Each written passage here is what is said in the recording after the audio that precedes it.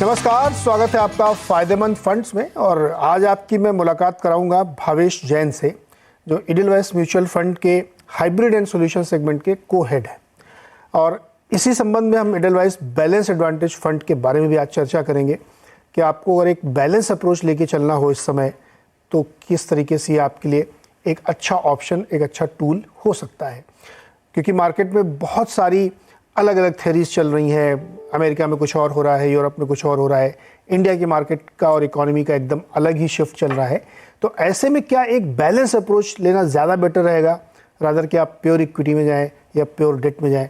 तो इसी पे आज हम बातचीत करेंगे भावेश के साथ। भावेश, बहुत बहुत स्वागत है आपका फायदेमंद फंड्स में। और हर हफ्ते हम एक फंड मैनेजर को बुलाते हैं और उससे समझने की कोशिश करते हैं उनके फंड के बारे में और उनके बारे में भी कि आपकी सोच कैसी है, आप कैसे मैनेज करते हैं। तो इससे पहले कि हम लोग फंड में जाएं, डिटेल में उससे चर्चा करें, पहले मैं थोड़ा ये समझना चाहता हूं कि इस वक्त भावेश जैन को मार्केट कैसा लग रहा है? अगर आप देखोगे ये ऑलमोस्ट 20 महीने हो चुके हैं, मार्केट कहीं गया नहीं। हमने पहली बार 18,000 का लेवल टच किया था सितंबर अक्टूबर 2021 में। उस वक्त अगर आप ध्यान दोगे तो निफ्टी का पी मल्टीपल जो था वो 27-28 के पी मल्टीपल पे ट्रेड हो रहा था। 20 महीने हो गए, निफ्टी आज भी अगर आप देखोगे तो 18,200 18,300 उसी लेवल पे है। लेकिन जो अच्छी बात है, वैल्यूएशन अगर आप देखोगे जो 27-28 का पी मल्टीपल था आज वो 18 के आसपास आ गया है। यानी कि एक आप देखोगे बॉटम से निफ्टी ऑलमोस्ट 150% चल गया था 7,600 से 18,400। तो उसके बाद में एक पॉज, एक ब्रेक लगना जरूरी था। बट या तो नॉर्मली बड़ा करेक्शन आ जाता है और फिर रिकवरी होती है, या तो फिर ये पेनफुल कंसोलिडेशन जिसको हम टाइम करेक्शन बोलते हैं उस दौर से मार्केट गुजरता है। तो ऑलरेडी 20 महीने हो चुके हैं, वैल्यूएशन काफी रीजनेबल हो चुके हैं। आई थिंक एफआई का भी अगर आप देखोगे तो उन्होंने भी थोड़ी बाइंग शुरू कर दी है। तो ओवरऑल मार्केट अभी काफी ठीक लग रहा है, काफी कंफर्टेबल लेवल पे है कंपेयर टू 1-1.5 साल पहले जहाँ पे था। सो आई थिंक ये टाइम है, ये सही समय है जिसको इक्विटी में पैसा लगाना है। लास्ट 1-1.5 साल से जिन्होंने साइडवेज करेक्शन का वेट कर रहे थे उनके लिए अच्छा वैल्यूएशन मिल चुका है। ये सही समय है, आपको इक्विटी की तरफ वापस से दिलचस्पी बनानी चाहिए। ओके भावेश, ये बड़ा अच्छा पॉइंट आपने रखा कि एक लॉन्ग टर्म एवरेजेस के हिसाब से देखें तो ठीक ठाक टाइम करेक्शन हो गया है और मार्केट वैल्यूएशन वाइज भी कंफर्ट जोन भी दे रहा है। लेकिन जब थोड़ा सा फॉरवर्ड लुकिंग देखते हैं तो मन में बहुत सारे प्रश्न आते हैं, बहुत सारी शंकाएं उठती हैं कि अमेरिका में पता नहीं मंदी आएगी कि नहीं आएगी, रोज़ उस पर डिस्कशन होता रहता है। इंडियन मार्केट में भी करेंसी का एक थोड़ा सा डर रहता है कि पता नहीं कितना वीक हमारा रुपया हो जाएगा तो उससे एक्सपोर्ट पे कितना फ़र्क पड़ेगा। आईटी कंपनीज की बहुत अच्छा नहीं कर रही हैं। अगर इसको मैं थोड़ा सा और निटी-ग्रिटी में रखूं तो यहाँ से आगे आपको लगता है कि मार्केट हमारा फेयरली वैल्यूड है और लॉन्ग टर्म एवरेजेस के हिसाब से इसमें अब और करेक्शन की गुंजाइश नहीं है? अगर आप देखोगे आज के सिनेरियो में इंडिया का अगर मैं 10 साल का पी मल्टीपल का एवरेज देखता हूँ तो एवरेज पी मल्टीपल 19-19.5 के आसपास आता है। अगर आप हमारा लेटेस्ट वैल्यूएशन देखोगे तो हम उसके ऑलमोस्ट आसपास ही चल रहे हैं। इनफैक्ट आपको ये देखना है कि 10 सालों में चीजें काफी इंप्रूव हुई है। आज से 10 साल पहले अगर आप देखोगे हमारे यहाँ पे इन्फ्लेशन का बहुत बड़ा प्रॉब्लम था, इन्फ्लेशन डबल डिजिट में आ रहा था। आज इन्फ्लेशन काफी अच्छी तरीके से कंट्रोल में है। लेटेस्ट नंबर अगर आपने देखा रहेगा तो 5% से भी नीचे का इन्फ्लेशन आया है। आज से 10 साल पहले हमारे यहाँ पे सबसे बड़ा और एक प्रॉब्लम जो था वो था बैंकिंग क्राइसिस। हर बैंक के रिजल्ट में हम लोग सिर्फ यही देखते थे, नया एनपीए कितना आ रहा है, नया स्लिपेज कितना आ रहा है, कौन सा नया क्लाइंट पैसा किसी और पे डूब चुका है, वही चीजों पे ध्यान देते थे। आज जब हम बैंक्स के रिजल्ट देखते हैं तो कोई भी एनपीए के बारे में बात ही नहीं कर रहा। अब हम लोग सिर्फ जो देख रहे हैं किसका ग्रोथ सबसे ज्यादा है, किसका क्रेडिट पिकअप सबसे अच्छा हो रहा है, वो देखते थे। एक और चीज थी, आज से 10 साल पहले अगर आप देखोगे तो इंडिया में एक टर्म उस वक्त पे आया था जिसको हम बोलते थे पॉलिसी पैरालिसिस। क्योंकि एक कोलिशन गवर्नमेंट थी, बहुत सारी चीजें, बहुत सारे डिसीजन गवर्नमेंट ले नहीं पाती थी। बट आज अगर हम देखोगे तो उस मामले में भी चीजें काफी इंप्रूव हुई है। 10 साल पहले प्राइवेट कैपेक्स पूरी तरीके से ना के बराबर हो गया था। आज अगर आप देखोगे प्राइवेट कैपेक्स पिछले 10 साल में सबसे तेजी से बढ़ रहा है। तो बहुत सारे पैरामीटर आज की तारीख में, आज से 10 साल के कंपैरिजन में देखूंगा तो मैं बहुत बड़ा इंप्रूवमेंट दिख रहा है। तो कोई रीजन नहीं है कि हमको 10 साल के वैल्यूएशन के नीचे ट्रेड करना चाहिए। डेफिनेटली ग्लोबल मार्केट को देखते हुए जहाँ पे थोड़ा एक स्लोडाउन का फियर है लोगों को, यूएस रिसेशन हो गया, यूएस में जिस तरह से कुछ उनके रीजनल बैंक्स का कोलैप्स हुआ है, उन सब चीजों को देखते हुए थोड़ा एक असमंजस का माहौल है। लेकिन overall I think India specific अगर मैं बात करूं, मुझे नहीं लगता कोई भी ऐसा रीजन है कि इंडिया को अपने 10 साल के वैल्यूएशन के एवरेज के नीचे ट्रेड करना चाहिए। जैसे आप देखोगे, एक कारण था हमारा मार्केट नहीं ऊपर जा रहा था, उसका सबसे बड़ा कारण था एफआई की कंटिन्यूस बिकवाली। एफआई ने पिछले 2-2.5 साल में ऑलमोस्ट 35 से 40 बिलियन डॉलर की सेलिंग की है।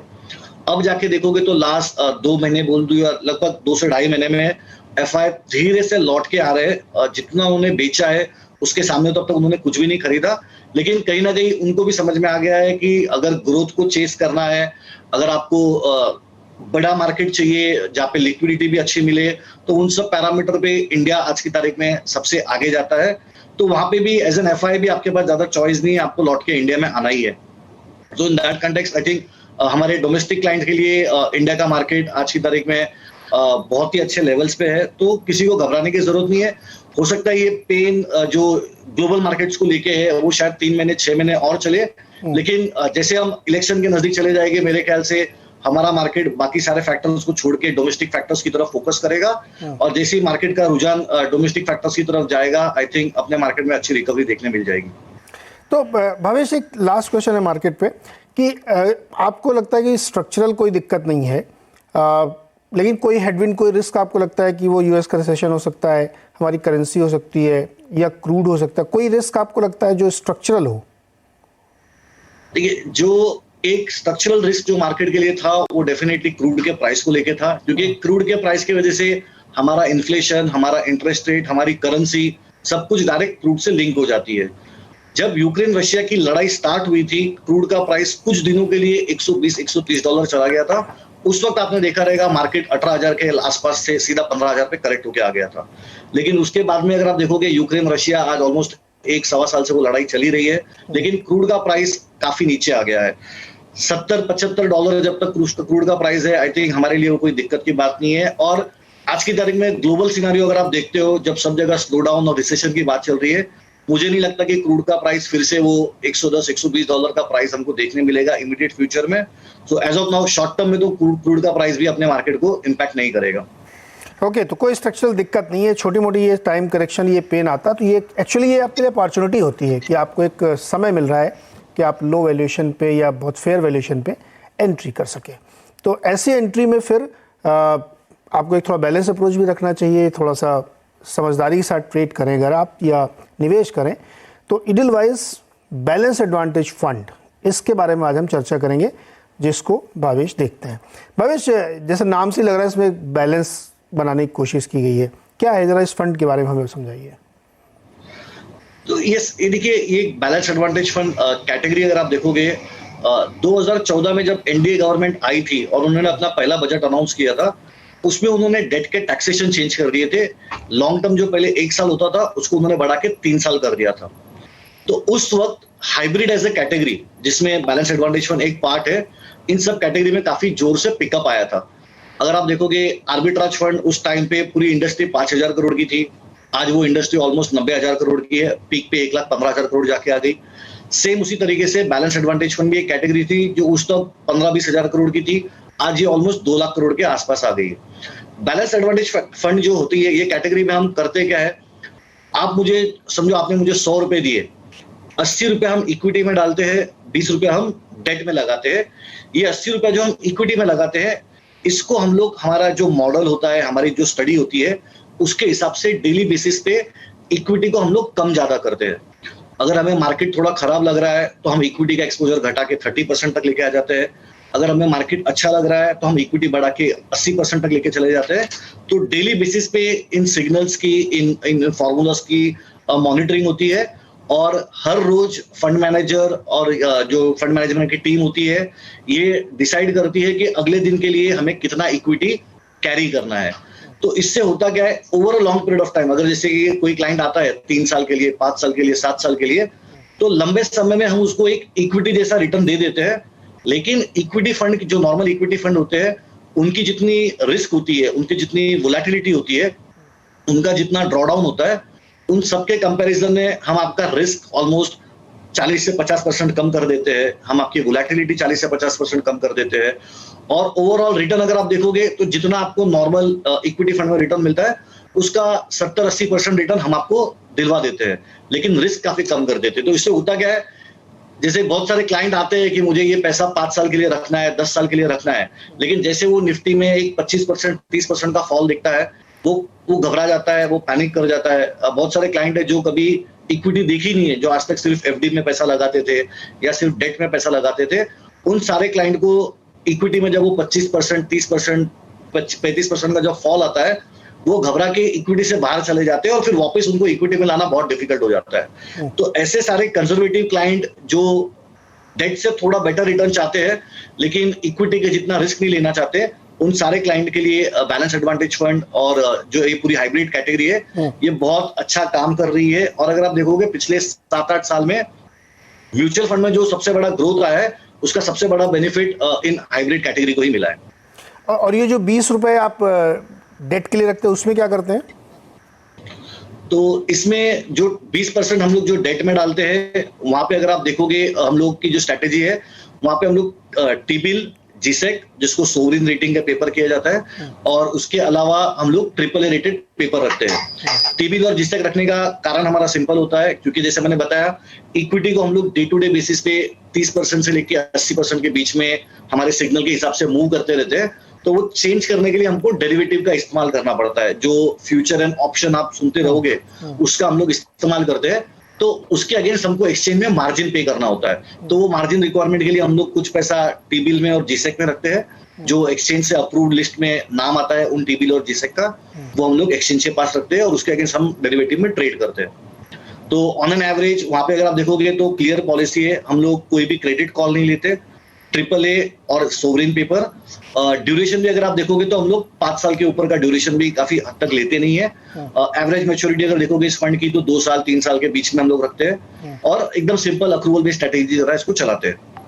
ओके, तो यानी जो 20% है उसको एक तरीके से कोलेट्रल यूज कर लेते हैं आप मार्जिन के तौर पे, और फिर बाकी जो 80 है उसको इक्विटी में ट्रेड करते हैं, जिससे कि बेटर रिटर्न किया जा सके। तो ऑन एन एवरेज फिर ऐसे फंड में कितना एवरेज रिटर्न बन जाता होगा लॉन्गर पीरियड में? हाँ, अगर आप देखोगे, देखिए जैसे मैंने बताया, ये फंड 2009 अगस्त में हमने लॉन्च किया था, तो ऑलमोस्ट 13 साल की हिस्ट्री है। और इक्विटी फंड है, इसलिए हम लोग एटलीस्ट क्लाइंट को हम हमेशा यही कहते हैं कि इसमें अगर आप आ रहे हो तो कम से कम 3 साल या 5 साल का ड्यूरेशन माइंड में लेकर ही आइए। अगर मैं इसके 3 साल के रोलिंग रिटर्न निकाल के देखूं, एवरेज 3 साल के रोलिंग रिटर्न इस फंड के ऑलमोस्ट 10.5% के आसपास हो गए, जो डबल डिजिट रिटर्न कहते हैं। और सेम चीज अगर मैं 5 साल के लिए भी करके देखूं तो उसी के आसपास 10.7। तो 10% से लेके 11% के बीच के रिटर्न है अगर मैं रोलिंग 3 ईयर और रोलिंग 5 ईयर के पीरियड में देखूं। यही चीज, यही एनालिसिस अगर आप निफ्टी के लिए करते हो तो शायद वो नंबर 11-11.5% होगा। इस फंड में आपको 10 से 10.5% मिलता है। ओके, तो जो आपके फंड में टॉप होल्डिंग्स होती हैं, ये जो एलोकेशन आप करते हैं, ये किस बेसिस पे करते हैं? तो अगर आप देखोगे जो हमारा स्टॉक सिलेक्शन का क्राइटेरिया होता है, इसमें हर एएमसी का अपना अपना व्यू होता है। कोई एएमसी वैल्यू वाले स्टॉक ज्यादा लेती है, कोई ग्रोथ वाले ज्यादा स्टॉक लेती है। हमारे यहाँ पे जो प्रोसेस यूज होता है उसको हम लोग एक growth at a reasonable price करके हम लोग जो फिलोसॉफी है उसको फॉलो करते हैं। अगर आप देखोगे, क्योंकि मैं डेरिवेटिव से पोर्टफोलियो को हेज करता हूँ, इसलिए मेरा पोर्टफोलियो काफी लार्ज कैप बायस्ड होता है। तो जैसे मैंने बताया, 80 रुपए हम इक्विटी में लगाते हैं, 20 रुपए डेट में लगाते हैं। ये जो 80% इक्विटी में जाता है, उसमें से 60 से 65 रुपीज जो हम बोलते हैं, 60 से 65 रुपया हम लोग लार्ज कैप स्टॉक में रखते हैं, जिसको हम टॉप 100 मार्केट कैप कंपनी कहते हैं। फिर 101 से 250 नंबर की कंपनी, जिसको मिड कैप कहा जाता है, ऑलमोस्ट 10% वहां पे रहता है। और 251 से लेके 500 नंबर की कंपनी, क्योंकि हमारा इन्वेस्टमेंट यूनिवर्स जो है वो NSE 500 है, तो 251 से लेके 500 नंबर की जो स्मॉल कैप कंपनी है, उसमें हम लोग ऑलमोस्ट 4 से 6% का एक्सपोजर लेते हैं। स्टॉक सिलेक्शन में जैसे मैंने बताया, ग्रोथ को प्रायोरिटी दी जाती है, लेकिन पोर्टफोलियो हमेशा ही लार्ज कैप बायस्ड होता है, क्योंकि डेरिवेटिव अगर आप देखोगे तो मोस्टली जो हम लोग निफ्टी फ्यूचर यूज करते हैं वो निफ्टी के टॉप 50 स्टॉक को कवर करता है। इसलिए हमारे पोर्टफोलियो में आप देखोगे तो हमेशा ही उन स्टॉक्स का वेटेज ज्यादा दिखाई देगा। यहाँ पे एक छोटा सा ब्रेक लेंगे, और जब ब्रेक से वापस आएंगे तो भविष्य ये समझेंगे कि वो क्या मॉडल लगाते हैं जिससे रिटर्न को कम से कम रिस्क उसका कैप कर दिया जाए।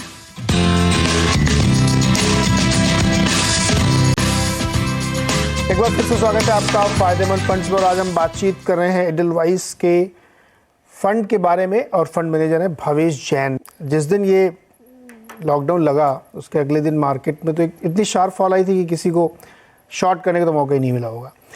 तो उस दिन आप क्या कर रहे थे, और प्लस जो आप मॉडल के बारे में जिक्र कर रहे हैं वो मॉडल क्या इंडिकेट कर रहा था आपको कि खूब दबा के खरीदने का है नीचे, क्या मतलब कैसे बता रहा था आपको मॉडल?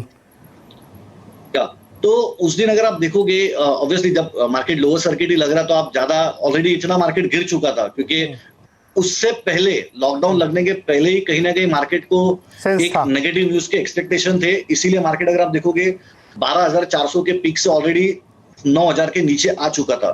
तो ऑलरेडी एक 30-35% का फॉल हो चुका था। उसके बाद में सर्किट लगने की वजह से एक और 10% का फॉल आया। टॉप से निफ्टी ऑलमोस्ट 40% नीचे गिर चुका था। अगर आप देखोगे किसी भी स्टॉक का प्राइस जो हम देखते हैं वो होता क्या है, present value of all future cash flow. हम लोगों ने एक सिंपल एनालिसिस किया था कि ये जो लॉकडाउन लगा है ये शायद 3 महीने, 1 महीना, 2 महीना, 3 महीना, हद से 6 महीने के लिए चलेगा। 6 महीने में कुछ ना कुछ सोल्यूशन निकल ही जाएगा, कुछ ना कुछ, या तो इम्यूनिटी बिल्ड हो जाएगी, कुछ वैक्सीन आ जाएगी, कुछ दवाई आ जाएगी, और हद से हद 1 साल की कॉर्पोरेट अर्निंग चली जाएगी। बट उसका ये मतलब नहीं है कि हम 20-30 साल की अर्निंग को 3 महीने के या 6 महीने के वॉश आउट के चलते पूरा ही राइट ऑफ कर दे। तो हम लोगों ने सोचा था कि 40% गिर गया है, इसके ऊपर और ज्यादा गिरते हुए दिखाई नहीं दे रहा। और हमारा मॉडल भी जो है, उस वक्त हमारा जो मॉडल है उसने हमको बताया कि अब यहाँ से इक्विटी ज्यादा खराब नहीं लग रहा है, आपको इक्विटी ऐड करनी चाहिए। तो जो हमारे मॉडल में अलग अलग पैरामीटर होते हैं, उसमें हमारा एक रिस्क मैनेजमेंट वाला पैरामीटर है। उसने हमसे कहा था कि आपका एक्सपोजर, जो हमारे सिग्नल थे वो एक्सट्रीम पे थे, और उसी टाइम पे अगर आप देखोगे इंडिया के मार्केट में लॉकडाउन लगा था, उसी दिन शाम को यूएस ने आज तक का एक सबसे बड़ा स्टिमुलस पैकेज अनाउंस कर दिया था। और उस वक्त सारी सेंट्रल बैंक ने और सारी गवर्नमेंट का स्टेटमेंट यही था कि हम लोग से जो बन पड़ेगा हम करेंगे अपनी इकोनॉमी को बचाने के लिए। वो स्टेटमेंट ही काफी था आपको इक्विटी में बड़ा तेजी का कॉल लेने के लिए, क्योंकि हमने पहले भी देखा है 2008 के लीमन क्राइसिस में, 2011 के फॉल में, 2013 के टेपर टेंट्रम में, एक बार जब गवर्नमेंट ये कॉल ले लेती है, सेंट्रल बैंक ये कॉल ले लेता है कि हमको अपनी इकोनॉमी बचानी है, हमको अपना मार्केट बचाना है, फिर लिक्विडिटी इतनी ज्यादा आ जाती है सिस्टम में कि ऑटोमेटिकली इक्विटी मार्केट ऊपर की तरफ चलने लग जाता है। तो उस वक्त अगर आप देखोगे हमारा, उससे पहले हमारा इक्विटी लेवल ऑलमोस्ट 30% पे था। उस दिन हमने आके अपना इक्विटी लेवल 45% के आसपास बढ़ा दिया था, और उसके बाद में फिर से जैसे जैसे मॉडल ने हमारा इक्विटी लेवल बढ़ाने का सिग्नल देते गया, ये 45% वाला इक्विटी लेवल हम लोग पीक में ऑलमोस्ट 80% तक लॉन्ग करते चले गए थे। भवेश, एक बहुत दिलचस्प बात आपने कहा कि जब कोविड वाले में बड़ी बॉल फ्राई थे, मुझे थोड़ा उस दिन की कहानी सुनी ना, उस दिन क्या हुआ था, कैसे आप लोगों ने उस दिन क्या किया था? बड़ा मजेदार दिन रहा होगा। रात में खबर सुनी कल से लॉकडाउन, फिर अगले दिन आए, तो क्या क्या किया था, जरा वो कहानी सुनाइए ना, मजेदार होगी वो। तो इसमें अगर आप देखोगे ऑब्वियसली उस दिन सबको जब लॉकडाउन का अनाउंसमेंट हो गया कि अगले दिन से लॉकडाउन लग रहा है, बहुत सारी चीजें एकदम पैनिक का माहौल तो था ही। तो सुबह सुबह कितने बजे ऑफिस पहुंच गए थे आप? कितने बजे सुबह ऑफिस पहुंच गए थे? हाँ, लेकिन हम लोगों के लिए जो डिसीजन लेना था वो काफी इजी था, क्योंकि ये जो पूरे फंड हम जो चलाते हैं, बैलेंस एडवांटेज फंड, ये मॉडल ड्रिवन होता है। तो इस फंड की खासियत ही ये है कि ह्यूमन इमोशन को ये पूरी तरीके से बाहर निकाल देता है। नॉर्मली अगर आप एज अ ह्यूमन बीइंग सोचोगे कि कल से लॉकडाउन लग रहा है, तो और अगले दिन मार्केट का रिएक्शन भी अगर आपने देखा रहेगा, मार्केट में ऑलमोस्ट 10% का फॉल आ गया था। जो हम लोअर सर्किट की बात करते हैं वैसा फॉल आ गया था, क्योंकि ह्यूमन इमोशन यही बोलेगा कि अब कोविड का लॉकडाउन लग गया है, पता नहीं मार्केट कितने दिन तक गिरेगा, वापस खुलेगा नहीं खुलेगा, लोगों के ऑफिसेस चालू हो गए, बिजनेसेस चालू हो गए कि नहीं हो गए, और कितना बड़ा डैमेज होगा किसी को पता नहीं। और उसके चलते अगर आप अपना ह्यूमन इमोशन इस्तेमाल करते तो आप बोलते थे कि सब कुछ बेच के बाहर निकल जाओ मार्केट से। लेकिन अगर आप देखोगे जिस दिन लॉकडाउन लगा उसी दिन मार्केट का बॉटम बन गया, 7,600 का लेवल उस दिन आया था, और आज तक वो लेवल हमने फिर से देखा नहीं, और वहां से मार्केट ऑलमोस्ट 150% ऊपर चल गया।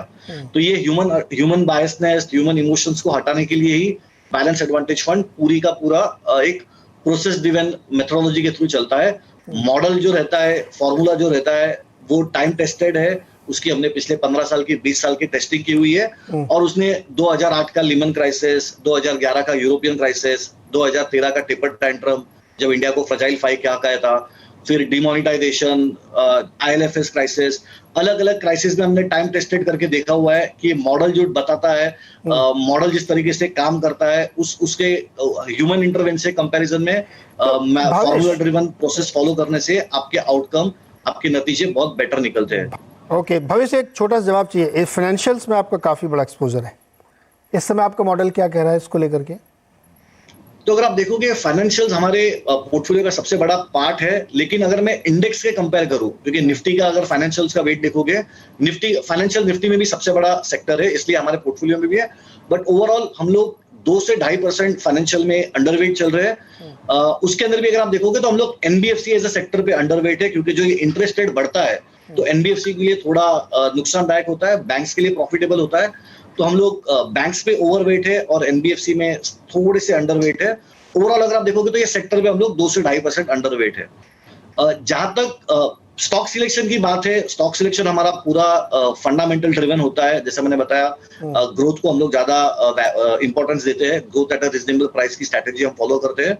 तो स्टॉक सिलेक्शन प्योरली फंडामेंटल्स के बेसिस पे होता है। मॉडल जो होता है, मॉडल हमको खाली हमारा कितना पोर्टफोलियो हेज करना है और कितना पोर्टफोलियो ओपन रखना है वो वाले कॉल में हेल्प करता है। जैसे अगर आप देखोगे आज की तारीख में मेरे बैलेंस एडवांटेज फंड में मेरी नेट इक्विटी 63% के आसपास है।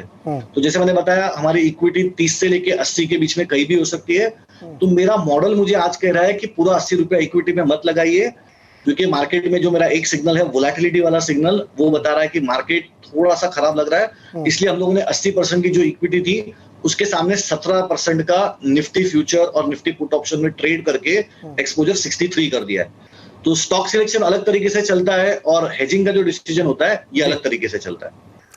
तो भावेश कितनी मेहनत करते हैं और भावेश की टीम कितनी मेहनत करती है? मैंने देखिए इसीलिए इस तरह के सवाल पूछे जिससे आप समझ सकें कि आपको रिटर्न बनाने के लिए वो कितने दिन भर लगे रहते हैं और बहुत एफर्ट लगता है इस काम को करने में। तो अगर आप एक चाहते हैं कि आपको कम रिस्क वाला हेज्ड फंड मिले तो इस फंड के बारे में आप सोच सकते हैं, एडिलवाइस बैलेंस एडवांटेज फंड के बारे में, जहाँ पे आपको 12-13% का एनुअलाइज रिटर्न डेफिनेटली मिल सकता है अगर आप लॉन्ग टर्म के लिए रखते हैं, जिसके लिए भावेश जी काम करते हैं। भावेश जी बहुत बहुत शुक्रिया जुड़ने के लिए, बातचीत करने के लिए और दर्शकों को इस फंड के निवेशकों को और पोटेंशियल निवेशकों को समझाने के लिए कि दरअसल बैलेंस फंड काम कैसे करते हैं और कैसे आपके लिए वो कमाई करते हैं। बहुत बहुत शुक्रिया हमारे साथ जुड़ने के लिए। अगले हफ्ते फिर एक किसी नए फंड मैनेजर और एक नए फंड से आपकी मुलाकात कराएंगे। आज के लिए